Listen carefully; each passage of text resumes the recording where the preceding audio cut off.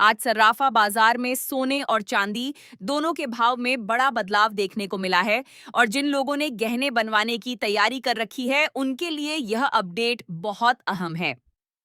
बाजार खुलते ही पहले जो नरमी की उम्मीद लग रही थी, उसके मुकाबले दामों में तेज हलचल दर्ज हुई है। ऐसे में सबसे बड़ा सवाल यही है कि सोना अभी कितना महंगा या सस्ता चल रहा है, चांदी में कितनी तेजी आई है और आने वाले दिनों में खरीदारी करनी चाहिए या थोड़ा इंतजार करना बेहतर रहेगा।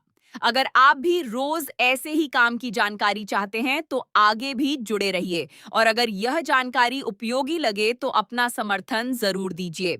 आज के ताजा भाव की बात करें तो चांदी में शुरुआत से ही मजबूत चाल देखने को मिली। 1 ग्राम चांदी का भाव लगभग 250 रुपए, 8 ग्राम चांदी करीब 2000 रुपए, 10 ग्राम चांदी लगभग 2500 रुपए, 100 ग्राम चांदी करीब 25,000 रुपए और 1 किलो चांदी का भाव लगभग 2.5 लाख रुपए के आसपास दर्ज किया गया। कारोबार शुरू होते ही चांदी में प्रति किलो लगभग 15,000 रुपए तक की तेज बढ़त ने बाजार का ध्यान अपनी ओर खींच लिया। पिछले कुछ समय से लगातार दबाव झेल रही चांदी में यह रिकवरी काफी मजबूत मानी जा रही है। अंतरराष्ट्रीय बाजार में भी चांदी में मजबूती का रुख दिखाई दिया, जिससे घरेलू बाजार को सहारा मिला। अब अगर सोने की बात करें तो 18 कैरेट, 22 कैरेट और 24 कैरेट तीनों श्रेणियों में आज नई चाल देखने को मिली है। 18 कैरेट सोने का 1 ग्राम भाव लगभग 11,700 रुपए के आसपास, 8 ग्राम करीब 88,000 से ऊपर, 10 ग्राम लगभग 1,10,000 रुपए और 100 ग्राम का भाव करीब 11,70,000 रुपए के स्तर पर रहा। 22 कैरेट सोने का 1 ग्राम भाव लगभग 13,465 रुपए, 10 ग्राम करीब 1,34,650 रुपए और 100 ग्राम का भाव लगभग 13,46,500 रुपए के आसपास दर्ज किया गया। 24 कैरेट सोने का 1 ग्राम भाव करीब 14,689 रुपए, 10 ग्राम लगभग 1,46,890 रुपए और 100 ग्राम का भाव करीब 14,68,900 रुपए तक पहुंचा। अगर आप ऐसी जरूरी अपडेट नियमित सुनना पसंद करते हैं, तो अपने तरीके से सदस्यता लेकर जुड़े रह सकते हैं ताकि हर बड़े बदलाव की जानकारी समय पर मिलती रहे। आज की तेजी को सिर्फ स्थानीय मांग से नहीं जोड़ा जा रहा, बल्कि इसके पीछे अंतर्राष्ट्रीय संकेत भी अहम भूमिका निभा रहे हैं। वैश्विक बाजार में अनिश्चितता, भू राजनीतिक तनाव, डॉलर की चाल, कच्चे तेल की कीमतें और बड़े निवेशकों की रणनीति, इन सभी ने मिलकर सोने और चांदी की दिशा तय की है। जब दुनिया में तनाव बढ़ता है, बलायती अनासी किस्सा क्या है, तो आमतौर पर सोना सुरक्षित निवेश माना जाता है और उसकी मांग बढ़ जाती है। लेकिन कई बार ऐसा भी होता है कि बड़ी फंडिंग संस्थाओं और निवेशकों को नकदी की जरूरत पड़ती है, तो वे सोना भी बेचते हैं क्योंकि उसे तुरंत नकदी में बदला जा सकता है। यही वजह है कि तनाव के दौर में भी सोने में कभी अचानक गिरावट तो कभी तेज उछाल देखने को मिलता है। पिछले कुछ हफ्तों में बाजार ने यही मिश्रित तस्वीर दिखाई है। एक तरफ ऊंची ब्याज दरों और मजबूत विदेशी मुद्रा ने कीमती धातुओं पर दबाव बनाया, दूसरी तरफ दुनिया भर में बने अनिश्चित माहौल ने इनके दामों को सहारा भी दिया। यही कारण है कि बाजार किसी एक दिशा में स्थिर नहीं दिख रहा, बल्कि उतार चढ़ाव के साथ आगे बढ़ रहा है। अगर यह जानकारी आपके काम आ रही है, तो प्रतिक्रिया के तौर पर सराहना जरूर दर्ज करें, क्योंकि ऐसे बाजार में सही जानकारी ही सबसे बड़ी ताकत बनती है। अब बात उस बड़े सवाल की जो लगभग हर खरीदार पूछ रहा है, क्या सोना आगे और सस्ता होगा या यह गिरावट का दौर खत्म होकर फिर तेजी में बदल सकता है? इसका सीधा जवाब अभी देना आसान नहीं है, क्योंकि मौजूदा हालात सामान्य नहीं हैं। बाजार में जो बदलाव हो रहा है वह केवल मांग और आपूर्ति का मामला नहीं है, बल्कि यह वैश्विक आर्थिक दबाव, निवेशकों की नकदी जरूरत और सुरक्षित निवेश की मनोवैज्ञानिक सोच, इन सब का मिला जुला असर है। जब तेल महंगा होता है तो दुनिया भर की अर्थव्यवस्थाओं पर दबाव बढ़ता है।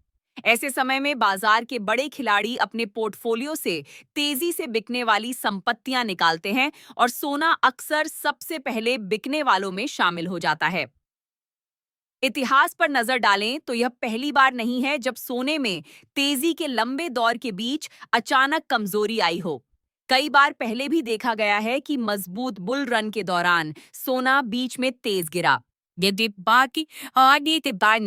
लेकिन बाद में और बड़ी तेजी के साथ लौटा। यही कारण है कि सिर्फ कुछ दिनों या कुछ हफ्तों की कमजोरी देखकर यह मान लेना कि सोने का लंबा दौर खत्म हो गया है, अभी जल्दबाजी होगी। लंबे समय के निवेशक, खासकर वे लोग जो 5 से 10 साल की सोच रखते हैं, अक्सर ऐसे दौर को अवसर की तरह देखते हैं। वहीं अल्पकालिक ट्रेडर के लिए यह समय ज्यादा सावधानी वाला माना जाता है। अगर आप शादी, सगाई, गृह प्रवेश, त्योहार या किसी शुभ अवसर के लिए गहने बनवाने की योजना कर रहे हैं, तो आपके लिए केवल आज का भाव ही नहीं, बल्कि कुल खर्च समझना भी जरूरी है। बाजार में जो रेट बताए जाते हैं, वे आमतौर पर बेस या होलसेल रेट होते हैं। असली खरीदारी के समय इन पर 3% जीएसटी अलग से जुड़ता है और मेकिंग चार्ज भी देना पड़ता है।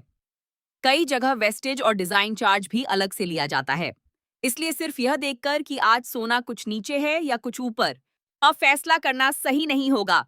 आपको अंतिम बिल का अंदाजा भी पहले से लगाना चाहिए। अगर आप आगे भी ऐसे व्यावहारिक अपडेट मिस नहीं करना चाहते, तो जुड़ाव बनाए रखिए, अपनी सदस्यता सक्रिय रखिए, ताकि जरूरी जानकारी आप तक लगातार पहुंचती रहे। अब नए नियमों के असर की बात करें, तो बाजार में हॉलमार्किंग को लेकर जागरूकता पहले से ज्यादा बढ़ी है। खरीदारों के लिए यह सबसे जरूरी बात है कि चाहे सोना 18 कैरेट हो, 22 कैरेट हो या 24 कैरेट, खरीदते समय उसकी शुद्धता की जांच जरूर करें। हॉलमार्क सिर्फ औपचारिक मुहर नहीं है, बल्कि यह धातु की गुणवत्ता का भरोसा देता है। बिना हॉलमार्क के गहने खरीदना बाद में नुकसान का कारण बन सकता है, खासकर एक्सचेंज या रीसेल के समय। इसलिए भाव चाहे थोड़े कम मिल रहे हों या ज्यादा, शुद्धता से समझौता नहीं करना चाहिए। चांदी में भी यही बात लागू होती है, क्योंकि दरों में फर्क केवल वजन का नहीं, गुणवत्ता का भी होता है। आने वाले दिनों की बात करें, आज तो बाजार फिलहाल एक ऐसे मोड़ पर है जहां बहुत बड़ी गिरावट की संभावना कमजोर दिखती है, लेकिन तेज रफ्तार उछाल भी हर दिन नहीं आएगी। यानी बाजार में ठहराव और हलचल दोनों साथ साथ चल सकते हैं। चांदी में अगले कुछ सत्रों में ज्यादा तेज मूवमेंट देखने को मिल सकता है, क्योंकि चांदी आमतौर पर सोने से ज्यादा अस्थिर रहती है। कभी इसमें तेज गिरावट आती है, तो कभी अचानक मजबूत वापसी हो जाती है। सोने में भी हल्का दबाव और बीच बीच में तेजी, दोनों का मिश्रण बना रह सकता है। इसलिए जो लोग निवेश के लिए सोच रहे हैं, उनके लिए एक मुश्त बड़ी खरीदारी के बजाय चरणबद्ध खरीदारी का तरीका ज्यादा समझदारी भरा माना जाता है। अगर आप निवेशक हैं, तो यह समय भावनाओं में बहकर निर्णय लेने का नहीं है। और अगर आप उपभोक्ता हैं, यानी गहने बनवाने के लिए खरीद रहे हैं, तो आपके लिए सवाल यह होना चाहिए कि जरूरत कितनी जल्दी की है। अगर कार्यक्रम बहुत नजदीक है, तब तो अधिक इंतजार करना जोखिम भरा हो सकता है। लेकिन अगर आपके पास थोड़ा समय है, तो अगले कुछ कारोबारी सत्रों पर नजर रखना फायदेमंद हो सकता है। कभी-कभी बाजार में हल्की नरमी का छोटा मौका मिल जाता है, जिससे कुल खरीदारी लागत कम हो सकती है। अगर आपको लगता है कि ऐसी जानकारियां आपकी योजना बनाने में मदद करती हैं, तो अपना समर्थन दिखाइए, पसंद जरूर जताइए, ताकि ऐसे उपयोगी अपडेट देने का सिलसिला मजबूत बना रहे। एक और जरूरी बात, सोने और चांदी के भाव शहर के हिसाब से थोड़ा ऊपर नीचे हो सकते हैं। इसकी वजह स्थानीय टैक्स, परिवहन लागत, ज्वेलर्स का मार्जिन और मांग का स्तर होता है। इसलिए अगर आप खरीदारी करने जा रहे हैं, तो अपने शहर के 2 या 3 भरोसेमंद ज्वेलर्स से भाव की पुष्टि जरूर कर लें। फोन पर रेट पूछना, बिल की पूरी जानकारी लेना और हॉलमार्क व मेकिंग चार्ज पहले से साफ कर लेना। ये 3 कदम आपको काफी हद तक अतिरिक्त खर्च से बचा सकते हैं। जो लोग पहली बार सोना खरीद रहे हैं, उनके लिए यह सावधानी और भी जरूरी है। जहां तक बड़े निवेशकों की बात है, उनकी नजर अब डॉलर, कच्चे तेल और केंद्रीय बैंकों की नीतियों पर टिकी हुई है। अगर डॉलर मजबूत बना रहता है, तो सोने और चांदी पर दबाव फिर बढ़ सकता है। लेकिन अगर वैश्विक अनिश्चितता गहराती है या डॉलर में कमजोरी आती है, तो कीमती धातुओं में फिर नई तेजी देखी जा सकती है। इसी वजह से फिलहाल बाजार को एक स्थिर लेकिन संवेदनशील चरण में माना जा रहा है। यह वह दौर है जहां छोटी खबर भी बड़े भाव परिवर्तन की वजह बन सकती है। इसलिए निवेश से पहले केवल सुनी सुनाई बातों पर भरोसा करने के बजाय तथ्यों और ताजा भाव के आधार पर निर्णय लेना ही बेहतर है। जो लोग लंबे समय के लिए खरीदारी कर रहे हैं, उनके लिए यह भी समझना जरूरी है कि सोना केवल आभूषण नहीं, बल्कि संपत्ति का एक पारंपरिक रूप भी माना जाता है। वहीं चांदी अपेक्षाकृत कम कीमत में निवेश का अवसर देती है, लेकिन उसमें उतार चढ़ाव ज्यादा रहता है। इसलिए किस धातु में कितना पैसा लगाना है, यह आपकी जरूरत, बजट और समय सीमा पर निर्भर करता है। अगर केवल सुरक्षा चाहिए तो सोना अधिक स्थिर माना जाता है। अगर आप थोड़ा जोखिम लेकर अवसर देखना चाहते हैं तो चांदी भी ध्यान देने लायक है। ऐसी और गहराई वाली जानकारी के लिए आगे भी सदस्य बने रहिए, ताकि हर दिन का बाजार आप बेहतर तरीके से समझ सकें। फिलहाल स्थिति यही कहती है कि जल्दबाजी से बचना चाहिए, लेकिन आंख मूंद कर बहुत लंबा इंतजार करना भी सही नहीं होगा। जरूरत, बजट, शुद्धता, टैक्स, मेकिंग चार्ज और बाजार की चाल, इन सभी को साथ में देखकर ही फैसला लेना समझदारी होगी। अगर आप गहने बनवाने वाले हैं तो आज का भाव नोट करिए, अपने शहर का रेट मिलाइए और अंतिम बिल की गणना करके ही खरीदारी कीजिए। अगर आप निवेशक हैं कि तो छोटे हिस्सों में खरीदारी की रणनीति पर विचार कर सकते हैं। अगर यह विश्लेषण आपको संतुलित और उपयोगी लगा हो तो अपनी पसंद दर्ज कीजिए और आगे भी नियमित रूप से जुड़े रहने के लिए सदस्यता का साथ बनाए रखिए। इसी तरह की ताजा और काम की जानकारी के लिए अपना सहयोग देते रहिए। और अगर यह अपडेट आपके लिए मददगार रहा हो तो प्रशंसा के रूप में एक लाइक जरूर दीजिए। आज के लिए बस इतना ही। समझदारी से फैसला लीजिए, सतर्क रहिए और अपनी खरीदारी पूरी जानकारी के साथ कीजिए। धन्यवाद।